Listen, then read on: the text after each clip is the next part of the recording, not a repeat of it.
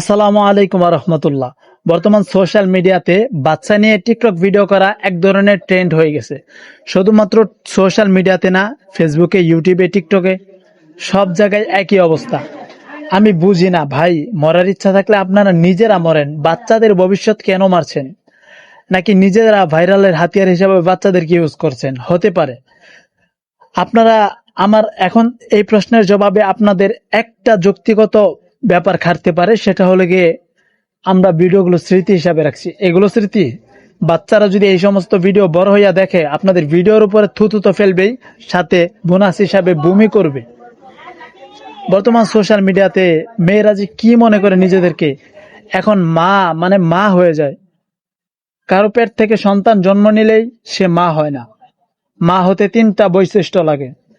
বাপ মায়ে জোর করে বিয়ে করাই দিছে, বা ছেলে নিয়ে বাইকা গেছে, কয়েকদিন পর একটা সন্তান হয়েছে, এই জন্যই এমন না যে সে মা হয়ে গেছে।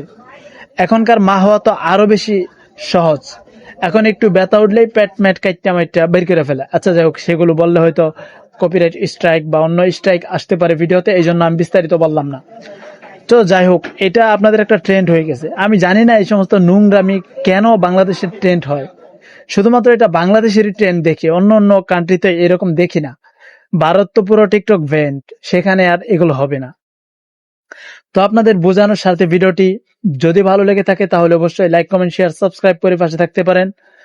তো দৈনিক আমরা চেষ্টা করি নিত্য নতুন ভিডিও আপনাদেরকে দেওয়ার, কিন্তু আপনাদের ভালোবাসা রেসপন্স সেই রকম পাচ্ছি না। তো আপনাদের ভালোবাসা একান্তই কাম্য, কারণ আপনাদের ভালোবাসা ছাড়া আমার পথ চলা অসম্ভব। অনেক স্বপ্ন নিয়ে আমি আমার ইউটিউব চ্যানেলের জার্নিটা আবারও শুরু করেছি। আশা করি আপনারা আপনাদের জায়গা থেকে যথাসাধ্য ভালোবাসা দিবেন। তো খুব শীঘ্রই দেখা হচ্ছে আপনাদের সাথে ভিন্নভাবে ভিন্ন কোনো টপিক নিয়ে অন্য কোনো আলোচনায় ইনশাআল্লাহ। ততক্ষণ পর্যন্ত অবশ্যই ভালো থাকবেন। নাসরুম মিনাল্লাহি ফাতহুন কারীম ওয়া মা তাওফীকি ইল্লা বিল্লাহ। আসসালামু আলাইকুম ওয়া রাহমাতুল্লাহ।